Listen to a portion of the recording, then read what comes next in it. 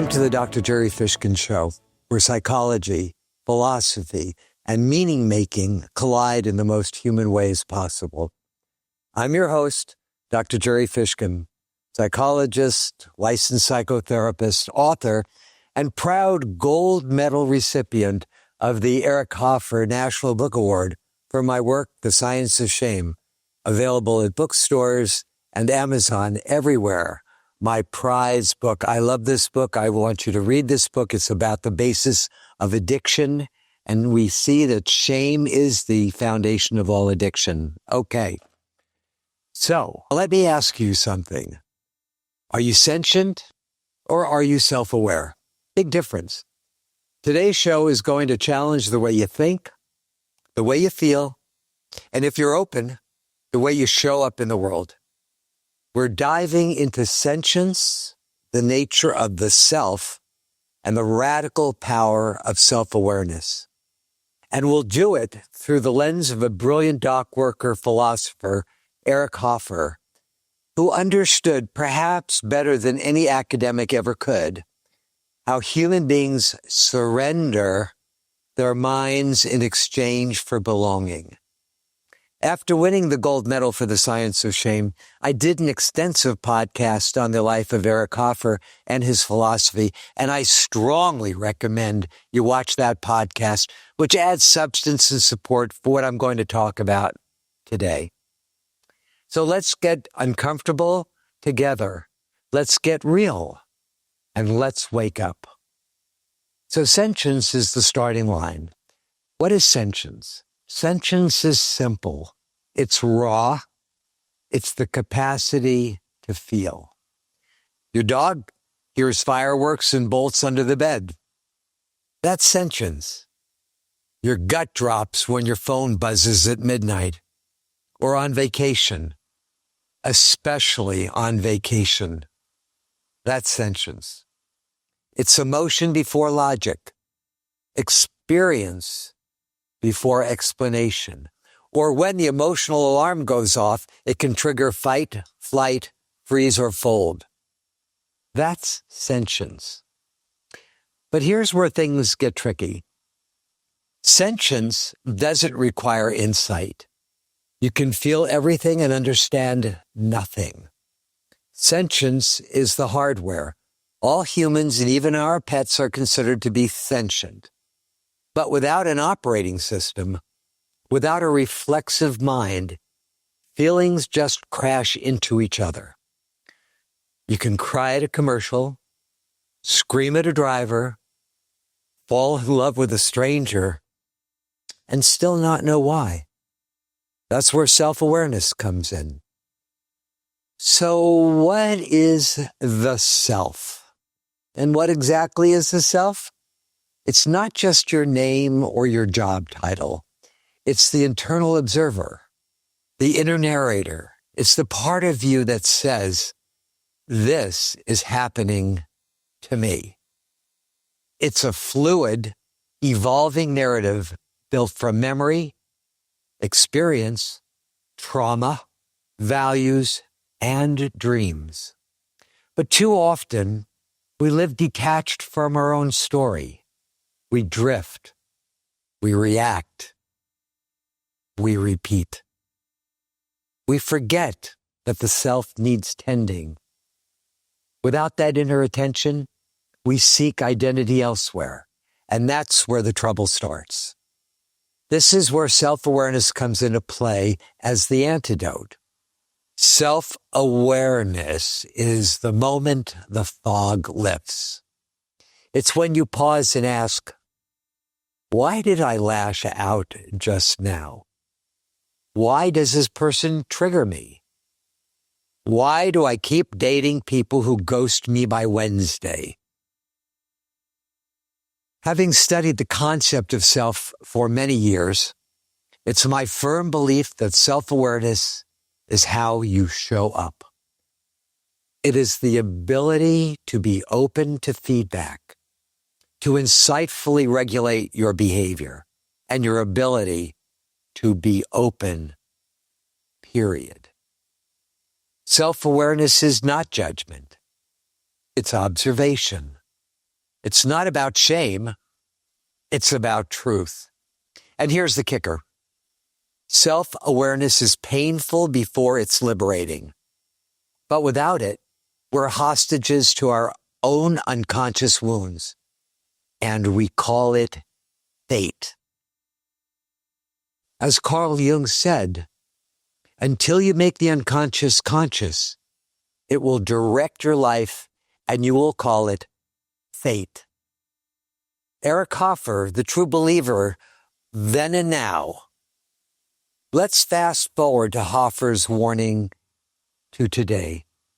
In The True Believer, he wrote, people join mass movements not because they believe in them, but because they seek refuge from themselves. Now look around. On college campuses, protesters scream, "Death to Israel," deface synagogues, tear down and burn American flags, often under the banner of justice, equity, or resistance.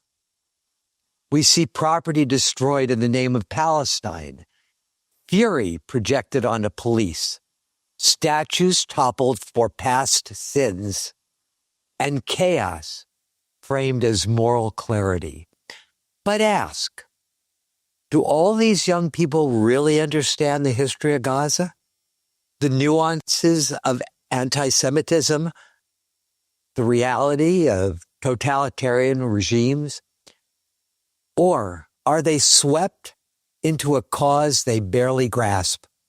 Because being angry together feels like belonging. And as we know from social psychological research, misery loves company, especially when the company is miserable as well. As someone who's studied shame, I'll tell you, this isn't just politics. It's personal pain projected outward. Many of these true believer activists come from fractured homes, absent fathers, unresolved trauma. They walk around with a chip on their shoulder, and I talk about that in my book, The Science of Shame, and a hunger to matter, to feel relevant.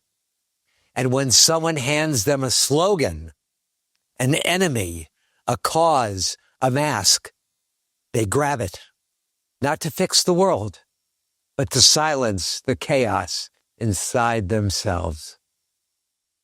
They become true believers, not out of insight, but out of desperation. So we must recognize groupthink and why these individuals surrender their minds. So let's call it what it is. Modern groupthink. It looks like righteous protest, but underneath, it's often resentment in disguise. It's the emotionally abandoned posing as moral authorities. Groupthink provides identity for the identity-less. And here's what makes it dangerous. When you don't know who you are, you'll let someone else tell you who to hate. And that's what Hoffer warned us about. Movements that give you permission to shut off critical thought and dial up the volume of rage, where destruction feels like purpose, where blame feels like clarity. In many ways, we're watching psychological abandonment play out on public streets. These young people aren't just protesting, they're performing pain and trying to find meaning in the process. So, how do we return to ourselves? Let's get practical. Number one, pause and check in. What am I feeling right now? Number two, journal for 5 unedited minutes a day. Let your mind spill onto the paper. Number 3, meditate. Even 2 minutes a day. Even 2 minutes. Watch your thoughts pass by like clouds. That's mindfulness. Therapy. Number 4. Therapy, yes, I'm biased, but it works. And number 5, read Hoffer, not for history, but for insight. You don't need to burn down your life. You need to slow down and listen to it. When you build self-awareness, you become resilient, not rigid. You develop conviction, not conformity. So let me close with this. You're not your pain. You're not your fear. You're not the movement you joined when you felt small. You are the one watching, the one questioning, the one who can choose. Hoffer taught us that the antidote to mass conformity, it's not rebellion, it's reflection. Because self-awareness isn't just a skill, it's a revolution. And the battlefield is within. This has been the Dr. Gerry Fishkin Show. I'm Dr. Gerry Fishkin. And if today's message spoke to you, email me your breakthroughs at drjerry@drjerryfishkin.com. I might just read them on air. And yes, I will send you one of my beautiful Dr. Gerry Fishkin Show mugs with my mug on the cover here.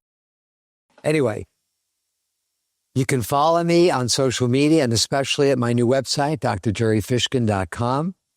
And if you've enjoyed today's episode, don't forget to visit me on YouTube at Dr. Gerry Fishkin and like, subscribe, and share with your family, friends, or really anyone you know. I'd love to hear your stories.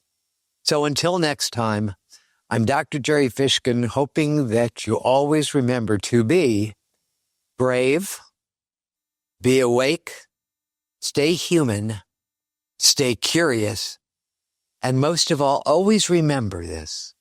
When you fully own yourself, you will always be free, no matter the circumstances.